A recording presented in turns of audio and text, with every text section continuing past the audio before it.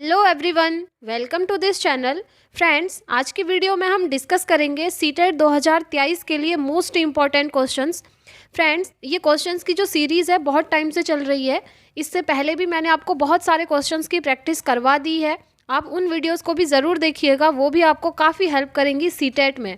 Friends, जितने भी questions लिए गए हैं ये सभी प्रीवियस ईयर क्वेश्चन पेपर्स में आ चुके हैं। ठीक है, आपने देखा होगा 28 एंड 29 दिसंबर को जो पेपर हुआ है सीटेट का 2022 में, उसमें भी ये सारे क्वेश्चंस पूछे गए हैं। मैंने उनका एनालिसिस भी आपको करवाया है। फ्रेंड्स, आप उन वीडियोज़ को भी देख लीजिएगा, लिंक डिस्क्रिप्शन बॉक्स में अवेलेबल है। तो चलिए स्टार्ट करते हैं। आज का पहला क्वेश्चन है, नवीन जानकारी को शामिल करने के लिए भारत के वर्तमान स्कीमा यानी कि अवधारणा में बदलाव की प्रक्रिया क्या कहलाती है। सबसे पहले मैं आपको आंसर बता देती हूँ, फिर एक्सप्लेन करती हूँ। ठीक है, तो इसका राइट आंसर हो जाएगा ऑप्शन बी, आत्मसातीकरण। देखिए, नई जानकारी को अपने स्कीमा में ऐड करना यानी कि फिट करना, वो कहलाता है आत्मसातीकरण, जिसे इंग्लिश में बोलते हैं एसिमिलेशन। ठीक है, आपको ध्यान रखना है। देखिए फ्रेंड्स, आपने पियाजे की थियोरी पढ़ी होगी। पियाजे ने इस चीज़ को एक्सप्लेन किया है।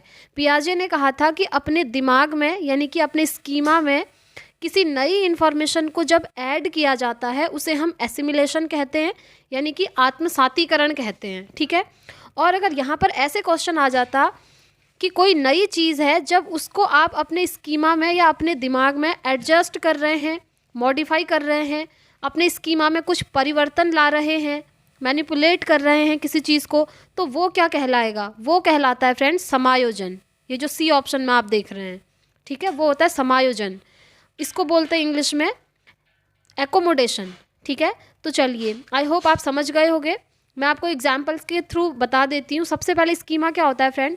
स्कीमा किसी भी चीज़ का आपके माइंड में बना होता है, आपके दिमाग में बना होता है। ठीक है, आपके दिमाग में किसी चीज़ का स्कीमा होता है। फॉर एग्जाम्पल, जैसे आप कोई भी चीज़ पढ़ रहे हैं, जैसे अभी आप इसको ही पढ़ रहे हैं, इस वीडियो के थ्रू इस क्वेश्चन को समझने की कोशिश कर रहे हैं, तो आप अपने दिमाग में जोर डाल रहे हैं, ये सारी नॉलेज अपने दिमाग में फिट कर रहे हैं। ठीक है, तो जो पॉकेट्स ऑफ नॉलेज या पॉकेट्स ऑफ इन्फॉर्मेशन होती है वो कहलाती है आपकी स्कीमा, और ये स्कीमा जो है हर व्यक्ति के दिमाग में बना होता है।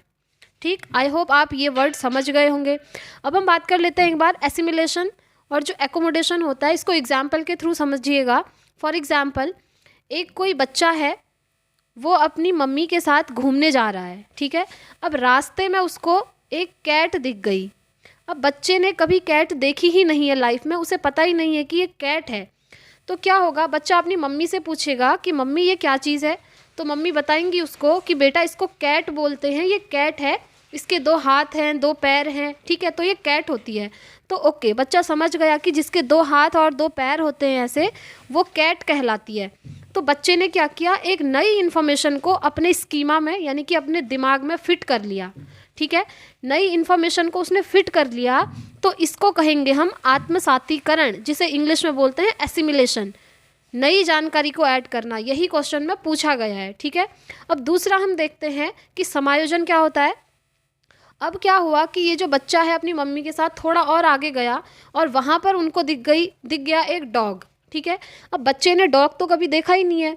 बच्चे ने देखा कि अच्छा इसके भी 2 हाथ हैं, 2 पैर हैं, तो मम्मी ने बताया था कि जिसके 2 हाथ और 2 पैर होते हैं ऐसे, वो कैट कहलाती है। तो वो अपनी मम्मी को बोलता है कि मम्मी मम्मी ये देखिए, वो कैट जा रही है। ठीक है, तो मम्मी बोलती है कि बेटा ये कैट नहीं है, ये डॉग है।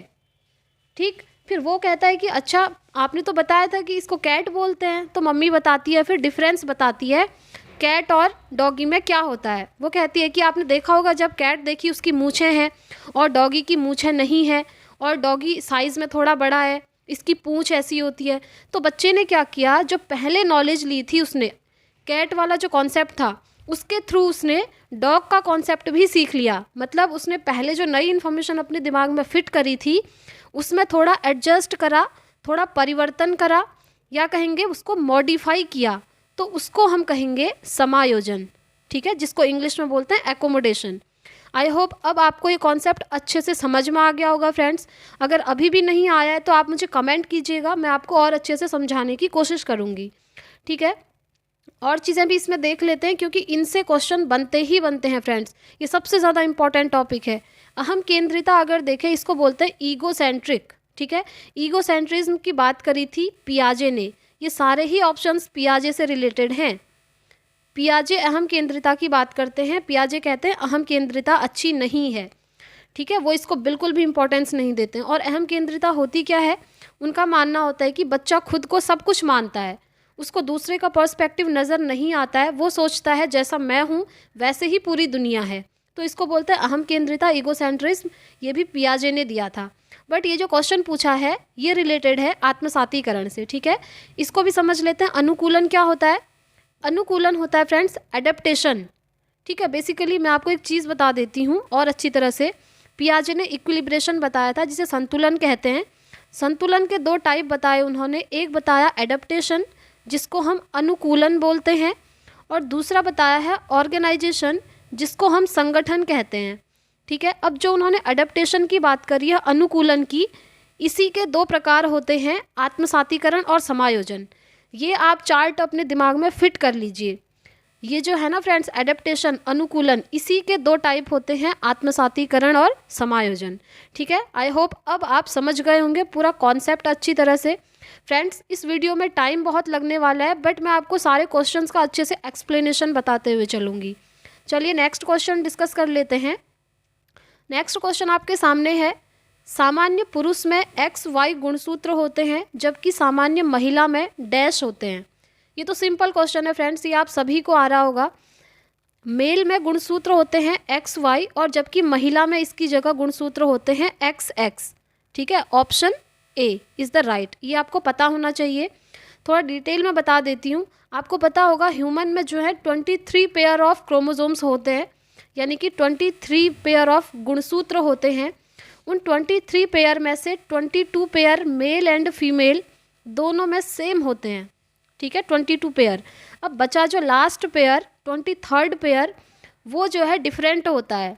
23rd लास्ट पेयर, ठीक है, उसमें क्या होता है, मेल में वो होता है XY एंड फीमेल में होता है XX, ठीक हो गया। आई होप आप समझ गए होंगे। अब इससे देखिए, जब बेबी का जन्म होता है तो जब मेल का X क्रोमोसोम फीमेल के X क्रोमोसोम से मैच होता है, यानी कि XX बनता है, तो इसका मतलब होता है कि बेबी गर्ल पैदा हुई है, ठीक है। और इसी में अगर फीमेल का X क्रोमोसोम एंड मेल का Y क्रोमोसोम मैच होता है, यानी कि XY क्रोमोसोम बन जाता है मिल करके, तो यहाँ पर बेबी बॉय पैदा होता है, ठीक हो गया। आई होप ये कॉन्सेप्ट आप अच्छे से समझ गए होंगे। चलिए नेक्स्ट क्वेश्चन डिस्कस करेंगे। शैशव काल की अवधि है, शैशव काल होता है फ्रेंड्स इन्फेंसी, ठीक है। इन्फेंसी होती है जन्म से 2 वर्ष तक। फ्रेंड्स आप सारे ही टाइम पीरियड याद कर लीजिएगा। पियाजे ने जो विकास की 4 बता रखी हैं, इन्फेंसी हो गया, चाइल्डहुड हो गया, ठीक है, उसके बाद एडोलेसेंस हो गया, इन सभी को आप अच्छे से पढ़ लेना क्योंकि इनसे बहुत क्वेश्चंस बन रहे हैं। चलिए नेक्स्ट क्वेश्चन डिस्कस करेंगे। जब वयस्क सहयोग से सामंजस्य कर लेते हैं तो वे बच्चे के वर्तमान स्तर के प्रदर्शन को संभावित क्षमता के स्तर के प्रदर्शन की तरफ प्रगति क्रम को सुगम बनाती हैं। इसे क्या कहा जाता है? इसे कहा जाता है फ्रेंड्स सहयोग देना, ठीक है। जब वयस्क जो हैं सहयोग से सामंजस्य कर लेते हैं तो इसको हम बोलते हैं सहयोग देना। चलिए नेक्स्ट क्वेश्चन डिस्कस करेंगे। विकास डैश से डैश की ओर बढ़ता है। डेवलपमेंट, डेवलपमेंट हमेशा सामान्य से विशिष्ट की ओर बढ़ता है, ठीक है, यानी कि जनरल टू स्पेसिफिक जाता है आपका डेवलपमेंट, ये आप ध्यान रखेंगे। चलिए नेक्स्ट क्वेश्चन। मध्य बाल्यावस्था में भाषा डैश के बजाय डैश पर अधिक होती है। देखिए मध्य बाल्यावस्था की बात हो रही है, मिडिल चाइल्डहुड की, तो इस स्टेज में क्या होता है, इस स्टेज में जो भाषा होती है वो सामाजिकृत के बजाय अहम केंद्रित होती है बच्चे में।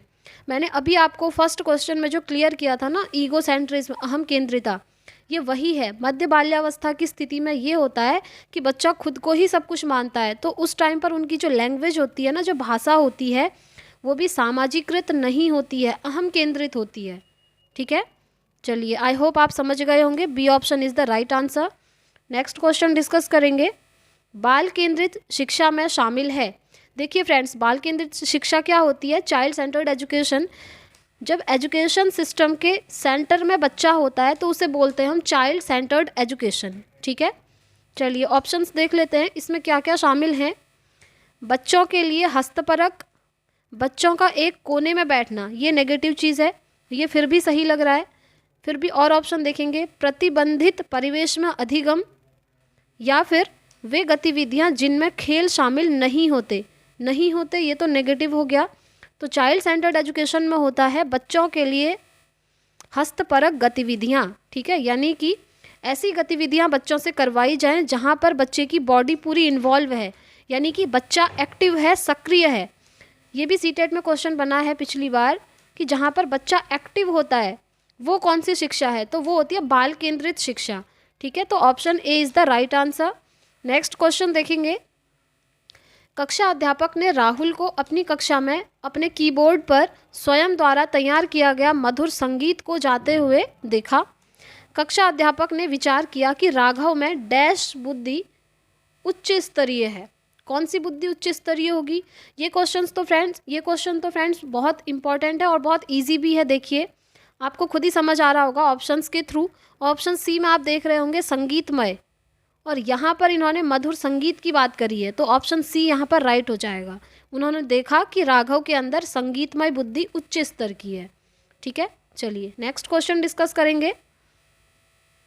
जब एक शिक्षक यह समझता है कि स्वाभाविक रूप से लड़के गणित में लड़कियों से अच्छे होते हैं, यह क्या दर्शाता है? बताइए, एक शिक्षक हैं जो ये समझते हैं स्वाभाविक रूप से कि जो लड़के होते हैं वो गणित में लड़कियों से ज़्यादा अच्छे होते हैं, तो सीधी सी बात है ये जो है लिंग पक्षपात होता है। ठीक है, इसको बोलते हैं जेंडर बायसनेस, या फिर आप कह सकते हैं जेंडर स्टीरियोटाइप। जब लड़के और लड़कियों में भेद किया जाता है, इसका कोई रीज़न नहीं है, बस वो मान ले रहे हैं, तो इसको हम बोलेंगे लिंग पक्षपात। क्योंकि दिमाग तो सबके पास सेम होता है, लड़का हो लड़की हो, ये थोड़ी होता है कि लड़का इस सब्जेक्ट में स्ट्रांग होगा, लड़की इस सब्जेक्ट में वीक होगी, ये नहीं कह सकते ना। तो इसका राइट आंसर हो जाएगा ऑप्शन बी। चलिए नेक्स्ट क्वेश्चन देखेंगे। शिक्षार्थियों की वैयक्तिक विभिन्नताओं के संदर्भ में शिक्षिका को चाहिए क्या करना चाहिए? विविध प्रकार की अधिगम परिस्थितियों को उपलब्ध कराना, ये तो सही है। और देख लेते हैं ऑप्शंस।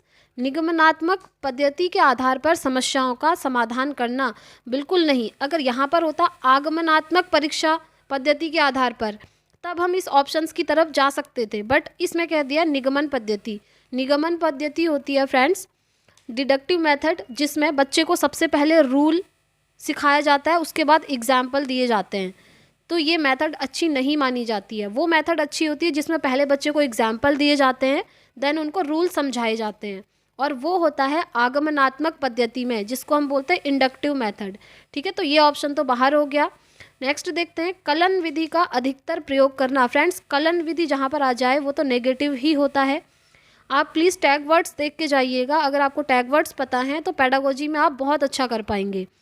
याद करने के लिए शिक्षार्थियों को तथ्य उपलब्ध कराना, याद करना, रटना, रोट मेमोराइजेशन, रोट लर्निंग, ये सारी चीज़ें नेगेटिव होती हैं। ठीक है, तो हमको अपना राइट आंसर मिल गया ऑप्शन ए, विविध प्रकार की अधिगम परिस्थितियों को उपलब्ध कराना। ठीक है, इससे क्या होगा, बच्चा ज्ञान का निर्माण भी करेगा और इंडिविजुअली उसके लिए अच्छा भी है, वो चीज़ों को अच्छी तरह समझ पाएगा। ठीक है, तो चलिए नेक्स्ट क्वेश्चन देखेंगे। निम्नलिखित में से कौन सा बाल विकास का एक सिद्धांत नहीं है?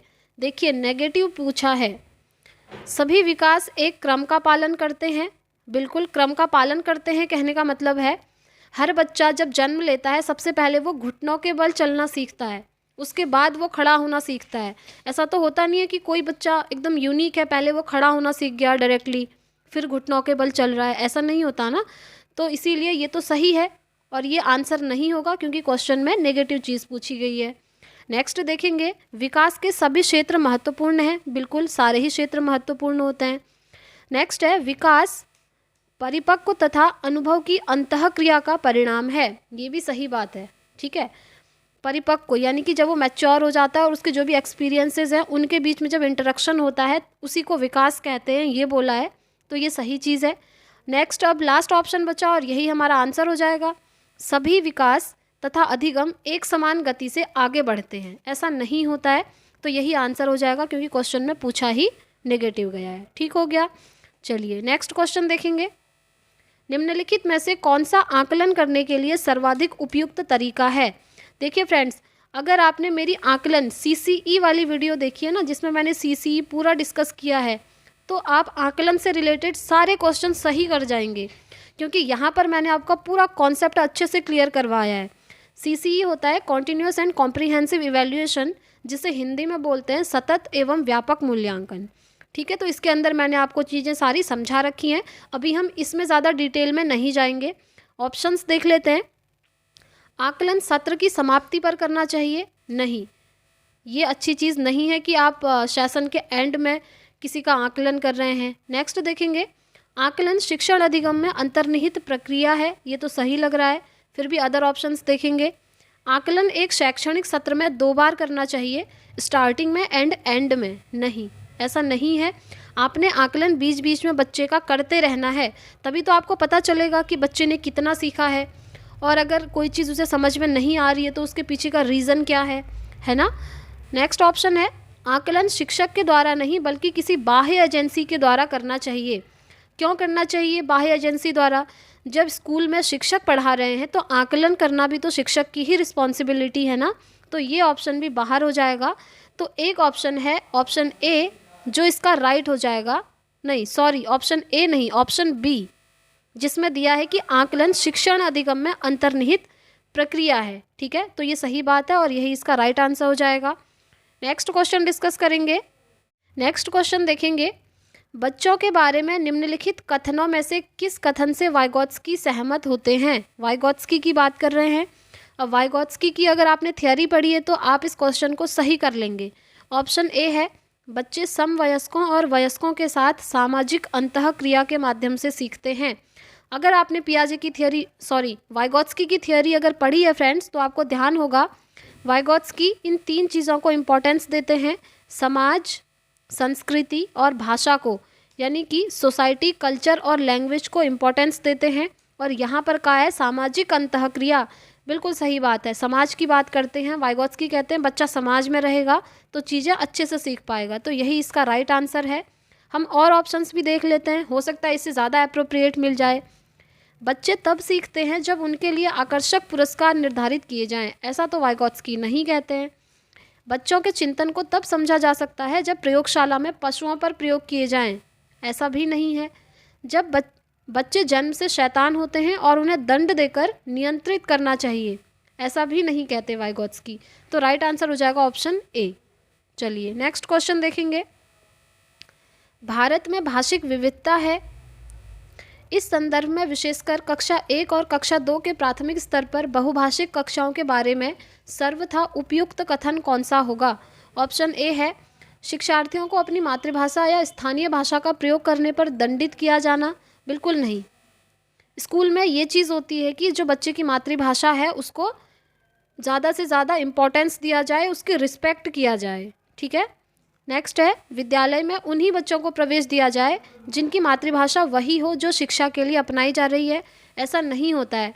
बच्चा किसी भी स्ट्रीम से है, किसी भी फील्ड से है, उसकी मातृभाषा चाहे कुछ भी है, आप बच्चे को एडमिशन देंगे और उसको उसकी मातृभाषा में बोलने भी देंगे। इससे क्या होगा, अदर बच्चे भी सीखेंगे उस लैंग्वेज को। ठीक है।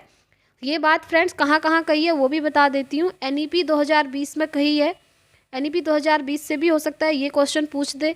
और NCF 2005 नेशनल करिकुलम फ्रेमवर्क 2005, इसमें भी यही चीज़ कही है कि बच्चों की मातृभाषा को हम इम्पोर्टेंस देंगे, क्योंकि बहुभाषिकता का देश है इंडिया। ठीक। चलिए नेक्स्ट ऑप्शन देखेंगे। शिक्षक को सभी भाषाओं का सम्मान करना चाहिए। देखिए मिल गया ना ऑप्शन। और सभी भाषा में अभिव्यक्ति के लिए बच्चों को प्रोत्साहित करना चाहिए, तो यही यहाँ पर राइट आंसर हो जाएगा ऑप्शन सी। नेक्स्ट ऑप्शन पढ़ने की तो ज़रूरत ही नहीं है, क्योंकि हमको सही आंसर मिल चुका है। नेक्स्ट क्वेश्चन, जनसंचार माध्यम सामाजिकरण का एक महत्वपूर्ण माध्यम बनता जा रहा है, नीचे दिए गए कथनों में से कौन सा सबसे उपयुक्त कथन है? ए ऑप्शन है, संचार माध्यम पदार्थों के विज्ञापन और विक्रय के लिए एक अच्छा माध्यम है। सामाजिकरण केवल माता पिता और परिवार के द्वारा किया जा सकता है, ऐसा नहीं होता है। बच्चे का सामाजिकरण तो समाज में किसी के द्वारा भी किया जा सकता है। स्कूल में हो सकता है, अगर वो टीवी देख रहा है वहाँ से हो सकता है, इंटरनेट के थ्रू हो सकता है ना। तो ये बाहर हो गया। नेक्स्ट है, जनसंचार माध्यमों की पहुँच बहुत बढ़ रही है और जनसंचार माध्यम अभिवृत्तियों, मूल्यों और विश्वासों को प्रभावित करता है। ये हमको सही लग रहा है। नेक्स्ट ऑप्शन भी देख लेते हैं। बच्चे संचार माध्यमों के साथ प्रत्यक्ष रूप से अंतःक्रिया नहीं कर सकते। तो फ्रेंड्स ऑप्शन सी ही यहाँ पर राइट होगा। ठीक है, C option is the right. चलिए नेक्स्ट क्वेश्चन डिस्कस करेंगे। निम्नलिखित में से कौन सा सामाजिकरण का एक प्रमुख कारक है? देखिए फ्रेंड्स, प्रमुख कारक अगर जहाँ भी पूछ लेना तो आप सीधे टिक कर लीजिए कि फैमिली जो है सामाजिकरण का प्रमुख कारक है, या फिर प्रमुख कारक की जगह प्रथम एजेंसी लिख करके भी आ सकता है। ठीक है, सोशलाइजेशन की जो फर्स्ट एजेंसी होती है वो फैमिली ही होती है, ये आप ध्यान रखिएगा। तो इसका राइट आंसर हो जाएगा ऑप्शन ए। चलिए नेक्स्ट क्वेश्चन डिस्कस करेंगे। बच्चों को अपने अध्ययन में प्रयास करने हेतु प्रोत्साहित करने के लिए शिक्षकों को किसकी आवश्यकता होती है? देखिए, बच्चे को प्रोत्साहित करने के लिए शिक्षक क्या करेंगे? अन्य बच्चों के साथ तुलना करेंगे। कंपैरिजन करना इज़ द नेगेटिव। मैंने आपको बताया है नेगेटिव और पॉजिटिव टैग वर्ड्स क्या होते हैं। ठीक है, बच्चों को प्रेरित करना, बच्चों को डांटना भी नेगेटिव चीज़ है, और बच्चों को नियंत्रण में रखना, कंट्रोल करना, ये भी नेगेटिव चीज़ है। तो option B is the right answer, बच्चे को प्रेरित करना। देखिए फ्रेंड्स, सबसे पहले बच्चे को मोटिवेट किया जाता है। जब बच्चा अंदर से मोटिवेटेड होगा किसी चीज़ को करने के लिए, तभी तो वो करेगा उस चीज़ को, है ना। फॉर एग्जाम्पल, जैसे अभी आप वीडियो देख रहे हैं, आप अंदर से मोटिवेटेड हैं क्योंकि आपको अपना सीटेट का एग्ज़ाम क्लियर करना है, इसीलिए आप वीडियो देख रहे हैं। तो यही होता है मोटिवेशन। बच्चे के अंदर सबसे पहले किसी भी चीज़ को सीखने के लिए मोटिवेशन होना ज़रूरी है। नेक्स्ट क्वेश्चन है, सामाजिकरण की प्रक्रिया में शामिल नहीं है। क्या शामिल नहीं है? आनुवंशिक संचरण, एक संस्कृति की रीतियों और मानदंडों को सीखना, ये तो होता है सामाजिकरण में। कौशलों का अर्जन भी होता है, मूल्यों और विश्वासों का अर्जन भी होता है। बट जो आनुवांशिक संचरण होता है फ्रेंड्स, यही नहीं होता है, और यही आंसर हो जाएगा क्योंकि क्वेश्चन में पूछा ही नेगेटिव गया है। ठीक, चलिए नेक्स्ट क्वेश्चन डिस्कस करेंगे। ये रहा, मानसिक संरचनाएं जो चिंतन के निर्माण प्रखंड हैं, इसके लिए पियाजे ने किस शब्द का प्रयोग किया है? देखिए फ्रेंड्स, अगेन क्वेश्चन आ गया पियाजे से, तो आप सीधे सीधे अब टिक कर सकते हैं। पियाजे ने बात करी है स्कीमा की, जिसको हम बोलते हैं अवधारणाएं, और स्कीमा क्या होता है मैंने आपको डिटेल में समझा दिया है। ठीक, चलिए आगे बढ़ेंगे। वाइगॉत्स्की के अनुसार बच्चे स्वयं से क्यों बोलते हैं? देखिए फ्रेंड्स, चलिए पहले आंसर बता देती हूँ। वाइगॉत्स्की के अनुसार बच्चे स्वयं से क्यों बोलते हैं? बच्चे स्वभाव से बहुत बातूनी होते हैं, ये नेगेटिव है, ऐसा वाइगॉत्स्की ने नहीं कहा है। बच्चे अहम केंद्रित होते हैं, अहम केंद्रित की बात तो पियाजे करते हैं, ये भी नेगेटिव होगा, और क्वेश्चन में वाइगॉत्स्की से रिलेटेड पूछा है। बच्चे अपने कार्य को दिशा देने के लिए बोलते हैं, बिल्कुल सही बात है, C option is the right answer. Vygotsky कहते हैं जब बच्चे खुद से बातें करते हैं तो वो अपने कार्य को दिशा देते हैं।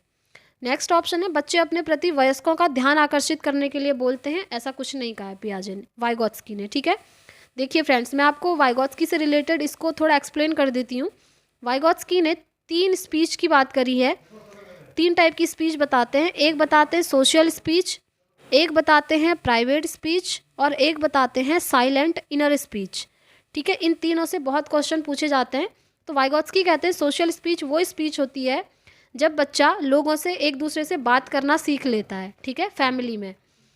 दूसरा प्राइवेट स्पीच, वाइगॉत्स्की कहते हैं प्राइवेट स्पीच वो होती है जब बच्चा खुद से ही बातें करता है।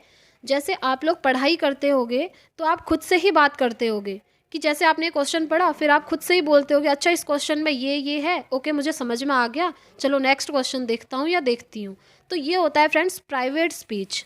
और यहाँ पर वही पूछा है कि बच्चे स्वयं से क्यों बोलते हैं, क्योंकि बच्चे खुद के कार्य को दिशा देते हैं। और आप ये चीज़ क्यों करते हैं? क्योंकि आप अपने काम को दिशा देंगे, एक डायरेक्शन देंगे। ठीक, और एक होता है silent inner speech. Friends, silent inner speech वो होती है जिसमें बच्चा बात तो खुद से ही करता है, बट बच्चे की जो आवाज़ है वो बाहर नहीं आती है, मन ही मन करता है वो। ठीक है, तो ये होता है silent inner speech. I hope आप ये भी समझ गए होंगे। तो फ्रेंड्स, आज की वीडियो में इतने ही क्वेश्चंस करते हैं। आई होप आपको वीडियो पसंद आई होगी। अगर पसंद आई है तो प्लीज़ वीडियो को लाइक, शेयर एंड चैनल को सब्सक्राइब कर लीजिए, ताकि आने वाली वीडियोज़ की हर नोटिफिकेशन आपको मिल सके। और फ्रेंड्स, इससे पहले मैंने आपकी जितनी भी क्लासेस करवाई हैं, चाहे वो ईवीएस की मैराथन क्लास हो, चाहे साइंस पेडागोजी की मैराथन क्लास हो, चाहे और सब्जेक्ट्स की पेडागोजी हो, उन सभी की लिंक आपको इस वीडियो के डिस्क्रिप्शन बॉक्स में मिल जाएंगी। वहाँ जाकर आप उन वीडियोज़ को भी वॉच कर सकते हैं। और फ्रेंड्स, आप मेरे टेलीग्राम ग्रुप को ज्वाइन कर सकते हैं, लिंक डिस्क्रिप्शन बॉक्स में अवेलेबल है।